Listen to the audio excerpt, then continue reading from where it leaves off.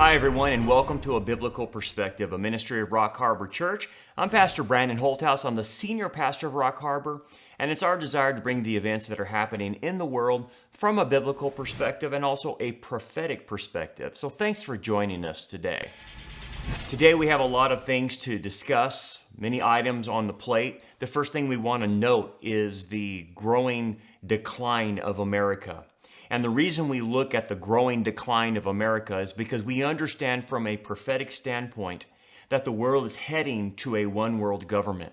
And right now, America stands in that way. It's the only nation really that's blocking the globalist plans to take over the entire world. And we know this from Scripture, that we know it's prophesied that we're heading to a one-world government. It's predicted. Daniel chapter 7, verse 23 predicted this. When Daniel saw his image of these different beasts, of these four Gentile empires that would rule over Israel until the very end, he noted this in Daniel chapter 7, verse 23. Thus he said, the fourth beast shall be a fourth kingdom on earth, which shall be different from all other kingdoms, and shall devour the whole earth. Now, that's a phrase that you want to note, the whole earth. It will be a global government. In Daniel chapter 7, it was represented as a beast. It was made up of a conglomerate of all the previous empires. And this beast empire will eventually be the one world government that will also be controlled by the Antichrist, as you know. In Daniel chapter 2, it was seen as the metallic man. And especially the iron legs that represented that Roman Empire, eventually branching down into two legs, two branches, east and west parts of the Roman Empire, and then branching into a one-world government as seen by the 10 toes that would control 10 global regions over the entire earth. So we know that's predicted. We know that eventually that system, that one-world government, will be controlled by the Antichrist. So we're watching now as America takes its last stand again, the only country to stand in the way of trying to prevent globalism. We know eventually something happens in America where our power, our economics, something happens to where we're not standing in the way of that. Perhaps the next election or a future election will allow globalists into our presidency that will eventually usher this in. Who knows? We don't know. We'll watch and see how that happens. But in the meantime, we're watching the decline of America's power. We're watching the decline of the economy. And we're watching the decline of the Judeo-Christian ethic that America was built on. That built our capitalistic system, which supports a free market system, which is the closest thing to a biblical system. And we're watching all these things happen. Well, what's happening with America is we're not being bombarded from the outside. We're internally corrupting. And so we want to note a few things about how that's happening. We've noted the economic bent of a lot of people in America who want socialism, communism, that think that's okay. That will destroy our economy. But things like that is what we're talking about. Our country is corrupting internally. And it's moved from that Judeo-Christian value towards a more lawless system. And when I mean by lawlessness, we don't mean anarchy. We mean a system of laws that's opposed to God. So God says infanticide, murdering babies is wrong. They say it's a woman's right. We're starting to see the end of free speech. They do not like us saying anything against them. And if you do, they call you a racist, a homophobe, they call you whatever. So we're seeing the erasing of the free speech here in America. And we're seeing their constant push towards the Second Amendment and trying to eliminate that. Because in order to have a totalitarian state or a one-world government, you can't have armed citizens. And armed citizens is preventing the globalists from taking over. So of course they want America's guns. Of course they're going towards that. And again, the push for socialism, which is nothing more than eventually the first step to communism and eventually totalitarianism, which will be the one world government. Well, here's some examples of the internal corruption that's happening here in America from the Judeo-Christian's perspective. According to Breaking Christian News, the California Department of Veterans Affairs has been threatening to evict an 84-year-old from her veteran home if she continues to host Bible studies. Imagine that. Here's a veteran who's being told they're going to be kicked out of their home by the California Veterans Affairs, just for simply hosting a Bible study. So now that's off limits now. That's banned. You can't do that. That's what we're talking about. Here's another example. According to CBN News, a new video game has come out called Rape Day, which allows players to simulate rape and murder women. It is currently being reviewed by Stream, a major online gaming platform, and if approved, will give millions of people access to play this game. This is the kind of stuff people are doing, whether it's Grand Theft Auto and now a rape simulator game. It's unbelievable what's being allowed in our country. Another example of the internal corruption of America, according to the Des Moines Register, the Iowa Supreme Court rules that transgenders can begin using Medicaid for transition care, and they ruled that last week on Friday. So that means, guys, that public taxpayer money can now be used to support this insanity, to pay for people who are wanting to transition into being a girl to a guy or a guy to a girl. And your taxpayers, especially if you live in Iowa, you taxpayers are going to pay for that, including their surgeries. And don't think this is just going to stay in Iowa. This is going to spread throughout all of America. And we're going to be paying taxpayer-funded transsexual, transgender surgeries. This is what we're talking about. Another example of the internal corruption of America, according to CBN News, the National Education Association has partnered with a leading LGBTQ organization to teach children about same-sex attraction and gender dysphoria. I mean, this radical sex education is even being taught to our young kids in the first grade.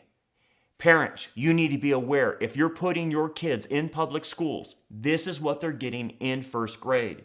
I do not recommend public schools anymore because of this radical sexual education now.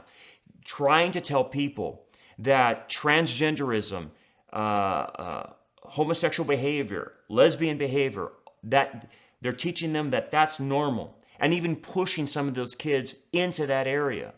That's child abuse. I'm sorry. So you need to rethink that if you have your kids in public school. But nonetheless, this continues to show the decline of America. The second item we want to note is the growing apostasy in the church. So 1 Timothy 4, verses 1 through 2 says this: "Now the Spirit expressly says that in the latter times some will depart from the faith, giving heed to deceiving spirits and doctrines of demons." And we're noticing that many Christians, many believers are departing from the faith. They don't hold the basics of Christianity. And it says this in Scripture, that they're speaking lies and hypocrisy, having their own conscience seared with a hot iron. So because of their fallen way, their conscience becomes seared. And they start becoming a hypocrite. And so we're starting to see a lot of this happen exponentially. If you're not aware of it, it's growing at an exponential rate. And it's hard to keep up with it sometimes. So that's why a lot of times we report on it week by week, showing you what's happening in the church. Well, here's a couple of the latest examples. According to End Time Headlines, a study conducted by Exponential, which is done by Lifeway Research, revealed that churches have less people attending than ever before.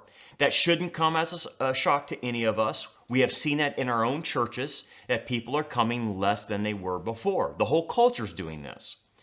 But it noted a majority of churches have fewer than 100 people attending services each Sunday and have declined or nearly flatlined in membership growth. And I would note that probably about 90% of the churches have about 75 to 80 people or less.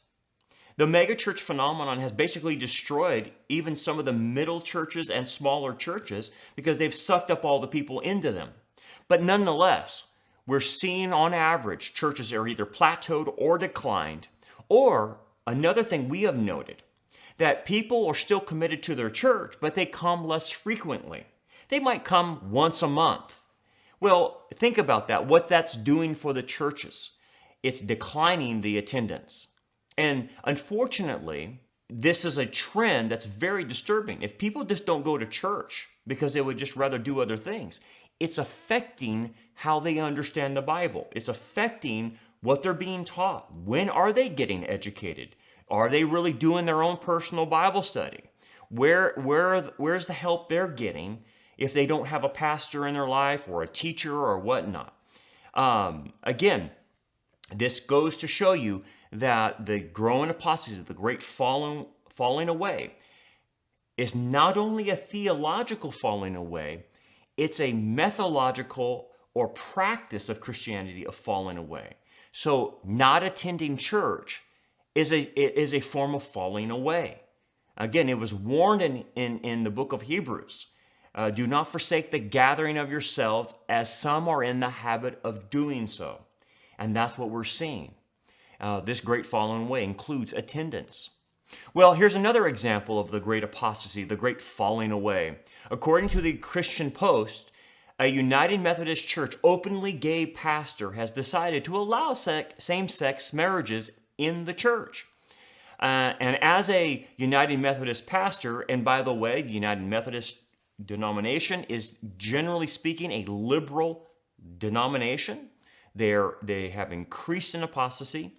But anyway, as this United Methodist pastor, he has vowed to follow the denominational rules and not engage in sexual relations with a man, but he stated that other same-sex Christian couples are not required to be celibate. Well, he said after expressing his decision to be celibate until retirement, so I guess once he retires, then he's going to go into the full gay lifestyle, apparently. So that tells you where he's at spiritually, right? He stated, I long to be in a deep love relationship with a man, he said, and I just have to ignore those feelings. So he's going to suppress the feelings until he's retired. Well, again, this comes on the heels of the United Methodists. About 12 million members belong to that denomination. It's one of the largest denominations around the world. Well, they voted last week on what they call the traditional plan. Well, what that means is the United Methodists took a stand, believe it or not, against homosexuality, same-sex marriage, and the ordination of non-celibate same-sex attracted pastors. So we applaud them for that, but the reason being why that passed last week had to do primarily with United Methodist delegates from other parts of the world, not necessarily delegates from the United States. It appears that if this vote would have happened just strictly in the United States and not included the delegates from primarily Africa or other parts of the world, that they would not have passed the traditional stance on marriage, that they would have allowed gay pastors and allowed their pastors to marry gay people. So it only passed because of people in other parts of the world. Well, you got to understand, the United Methodist Church has been apostate for a very long time. They already have pastors who are openly gay, like this guy right now. And there's other pastors that are in openly gay relationships and performing gay marriages already. It's already started. That's why they tried to pass this resolution, and it did pass, but because they're already practicing it. But again, the only thing that tipped the scales was the 43% of delegates from other countries. That should tell you something about what's happening in America. That's a problem. And it does show you the increase of apostasy when you have a so-called pastor who says he's gay and he's going to go into a full-fledged gay relationship once he retires. That's apostasy, guys. Well, other examples of apostasy, according to LifeSite News, the Church of Norway has apologized for its previous stance on pro-life and stated that abortion promotes women's safety. Now, I mean, there you go. They're now asking forgiveness for being pro-life and now promoting abortion, calling it women's safety. If that is not apostasy, I don't know what is. They're now advocating the murder of children for women's rights, they claim. Again, if they can't read the Bible for what it says, that this would be murder, then something's wrong with them. And of course, They're apostate. The Church of Norway is the largest Christian denomination in Norway. I want you to know. About 70% of the Norwegians registered are part of this denomination. So it's a major part of that country. But again, showing you that apostasy is everywhere. The other item we want to bring to your attention this week is, again, our eyes are on always Israel. And as you might have heard, Jared Kushner's peace plan is getting ready to go into effect. He's getting ready to promote that. And basically what has slipped out, what has leaked out, are the ideas that it involves removing the border walls around Israel, which is not good. He hopes to introduce this after Israel's elections coming up April 9th, so within almost about a month away. But anyway, as you know, Israel has walls, and those walls protect them from the Palestinians who want to destroy them, and all those terrorist groups that are there in the Gaza Strip, the West Bank, the Golan Heights, and the southern border with Egypt. Without those walls, they could not stop a lot of the terrorist activity. And the walls work. They have virtually stopped all terrorist activity. So walls do work, by the way, and walls would actually work too on our southern border of keeping out illegal immigrants, because walls work for Israel. Well, according to Now the End Begins website, in an interview with Sky News, Jared Kushner said that the goal of the political component of the plan, which is still under wraps, is really about establishing borders. Before he quickly qualified that statement with the goal of resolving these borders is really to eliminate them. He says because a border-free region would allow for the free flow of goods and lead to more opportunity. Kushner said the economic effect would be felt throughout the Middle East, including Jordan, Lebanon, and Egypt. He said the aim is to eliminate the borders as they are today in order to guarantee the freedom of movement for people and for goods. Well, that's insane. I don't know where he got his ideas from. Some people have said he has gotten pieces of the Oslo Agreement and used that as part of his peace plan. But here's what I don't understand. His father, Donald Trump, is wanting to put border walls on our southern border, which we all would agree with. But his son-in-law is going to Israel telling them to take down their walls to make them more vulnerable to the Palestinians and Hamas and Fatah and whoever, Hezbollah, whoever would attack them. That's insane. I don't know where he would get this idea. But let me add this one more component to this. One day after Jared Kushner said this, Benjamin Netanyahu was indicted on fraud and bribery charges. Now, I don't believe those, and it seems very suspicious that it would come one day after he made this announcement. And so he wants Israel to take down their walls, and I know, and you know, that Benjamin Netanyahu would not take down those walls, but then he gets indicted. Isn't that amazing? So it's kind of the same thing that's happening with Trump. They're always trying to do Russian collusion with him. They're now doing that to Benjamin Netanyahu, trying to get him out of there. And why? Maybe the leftists in Israel want those walls down. Who knows? If Israel were to accept Kushner's peace plan, which I hope they do not, and I pray they do not, this would leave Israel in a very vulnerable position with no walls to protect them. And this, in effect, would be cursing Israel. It would harm them. And I hope Israel does not accept it. Because remember what Genesis 12:3 says. I will bless those who bless you, and I will curse those who curse you. If you put Israel in a position that they're going to be harmed, God will harm you. That's what the Abrahamic covenant promises. And so we got to be very, very careful. We pray that this doesn't happen. We pray if that's what Kushner's planning to do, that Benjamin Netanyahu does not accept it and it doesn't go anywhere. Also in the news, in regards to Israel, 11alive.com reported that a school in Fulton County, Georgia, hosted a multicultural night and displayed a map that completely replaced Israel as Palestine in a major display of anti-Semitism. Of course, parents were very upset and worried that their children and others would think that it was a current map of the Middle East, and wrote into the news station in their frustration. But again, this is constantly happening. Textbooks are written where they don't even put the nation of Israel in the textbook. They put it all Palestinian state or whatnot. That's continuing to show how anti-Semitic things are becoming, not only here in America, but around the world.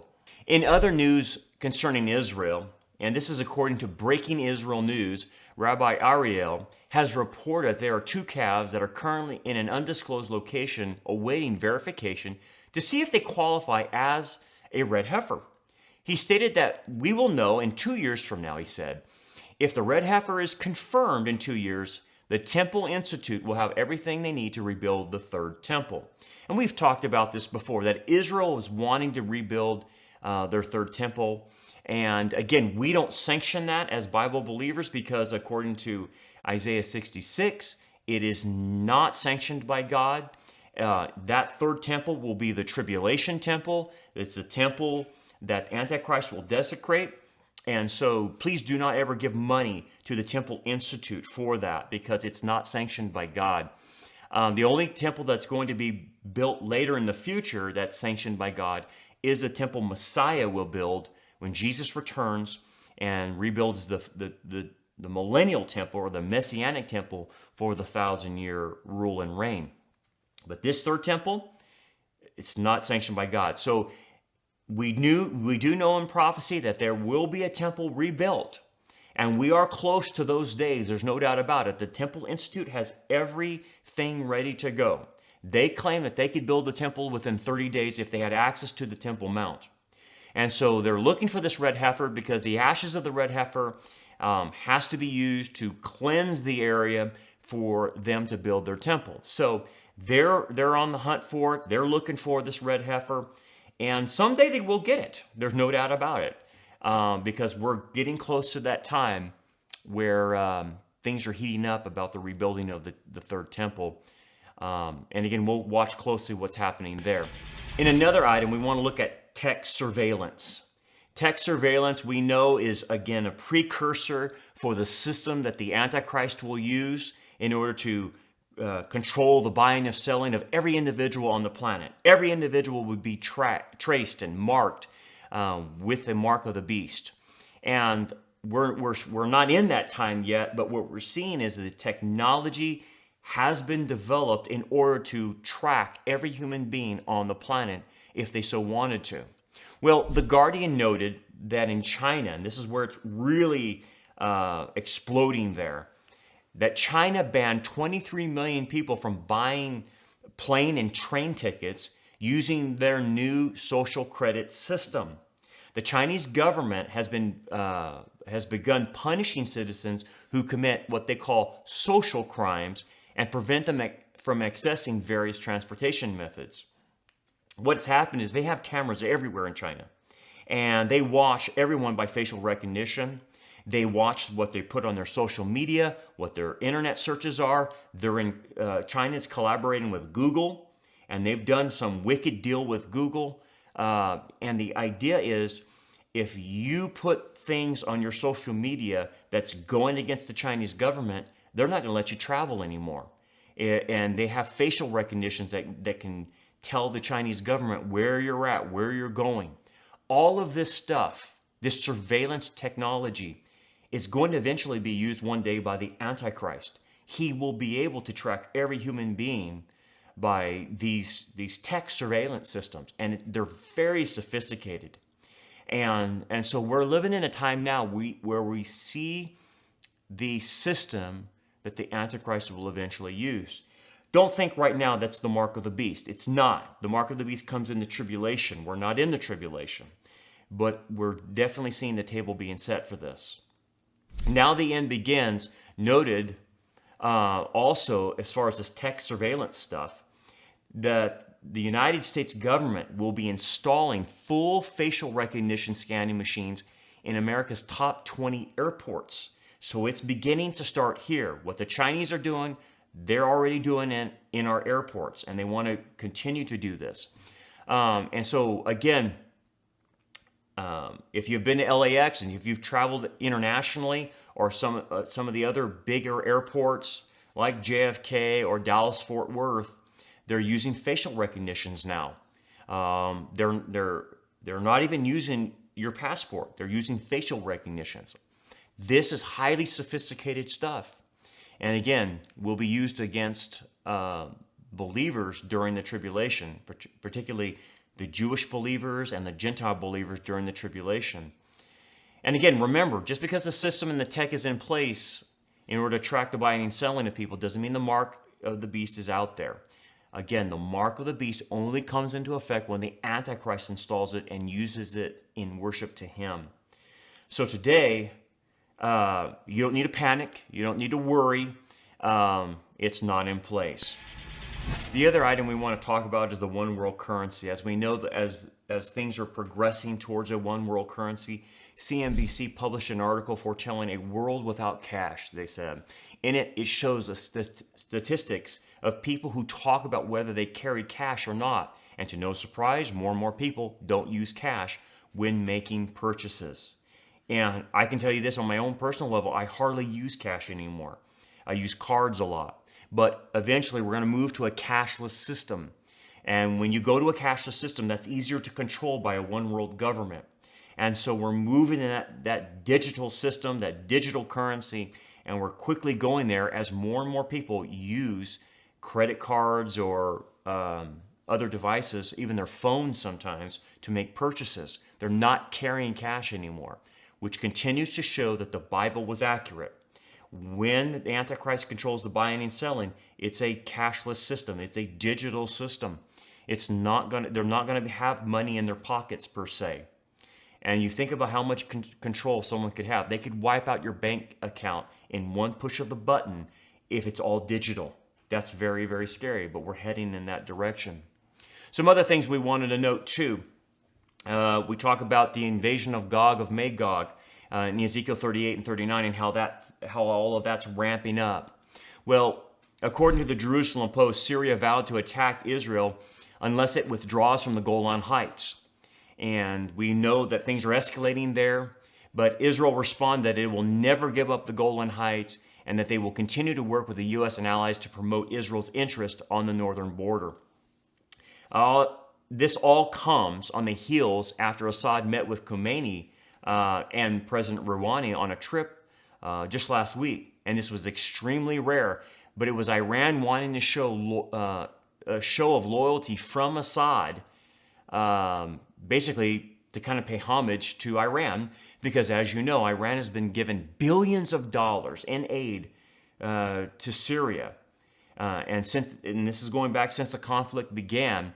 And obviously, Iran has sent Iran-backed fighters to battle alongside the Syrian forces. And again, it's just continuing to ramp up the Gog of Magog alliances and giving more impetus to attack Israel. Aval News also reported that Turkey and Russia held joint military drills in the Black Sea just last week in an effort to boost cooperation in this region.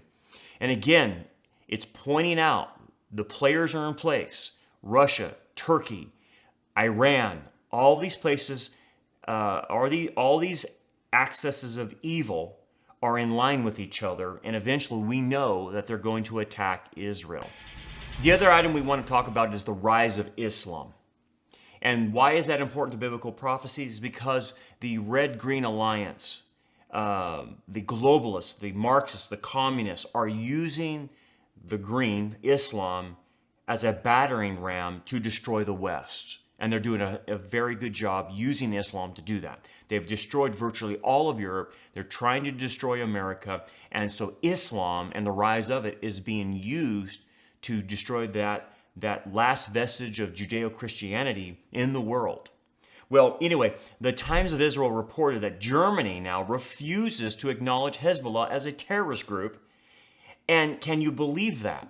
Hezbollah is a terrorist group funded by Iran. It's a front group for Iran. And Germany now refuses to call it a terrorist group. And this is after they have seen all the results of massive Muslim immigration into Europe, And being called the Great Displacement. Europe has completely been transformed by Muslim immigration that's been unvetted. And it's kind of like what's happening here in the U.S. In the U.S., our politicians refuse to acknowledge that the Muslim Brotherhood is a terrorist group. We wish they would. We wish Donald Trump would come out and say the Muslim Brotherhood is a terrorist group. Because the front group for the Muslim Brotherhoods are the Council on American Islamic Relations, which is called CARE, or the Holy Land Foundation is another front group for the Muslim Brotherhood, and the Islamic Society of North America, ISNA, is another front group. And there's plenty of other front groups for the Muslim Brotherhood, but the Muslim Brotherhood are entrenched here. They're nothing but a terrorist organization. And so America is just like Germany. We won't call out terrorist groups because we're afraid we're going to be called Islamophobic or whatever. I don't know. I like what Mark Stern said in an article carried by Jihad Watch. He said, is there no happy ending here? When is the terror threat ever going to end? The truck jihads, the machine gunning of innocents, the knife attacks on police in their own homes, the knife attacks on clergy saying mass, the security lockdowns, the women-only carriages, the street police protection for what was once spontaneous free behavior. Is all of this a temporary nightmare? Or is this what Muslim immigration intrinsically means for Europe? Basically, a permanent terror threat that will intensify long into Europe's future. And I would add America's too if this happens. He says, yes, but that's not what is happening, he said. Western liberal political culture has effectively erected a language barrier that can criminalize honest criticism of Islam in the West today. The liberal class have appropriated the language of social justice and any criticism of the West's pro-Muslim immigration policies. Any expressed concern about Muslim immigration and the future of Western culture is labeled racist or Islamophobia. And this makes it impossible to get an honest debate on the most urgent issues of our day: Muslim immigration, Muslim demographics, and the future of Europe, and I would say the future of America. The truth is that in Europe today, third world and Muslim immigration are not subjects to be decided by democracy. Therefore, immigration policies continue as if 9/11 never happened, as if London Underground bombings never happened, as if the Paris slaughter of well over 100 people never happened.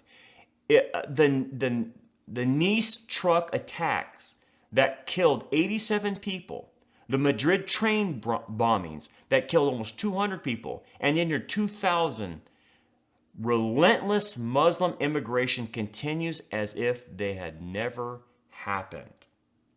And unfortunately, guys, if this continues to happen in America, we will see and experience the same things. Well, that brings us to our conclusion today. Thanks for joining us. Watch us next week as we discern the signs of the times and see things through the biblical lens of Scripture. And remember what Jesus said: when you see these things begin to happen, look up, lift up your heads, because your redemption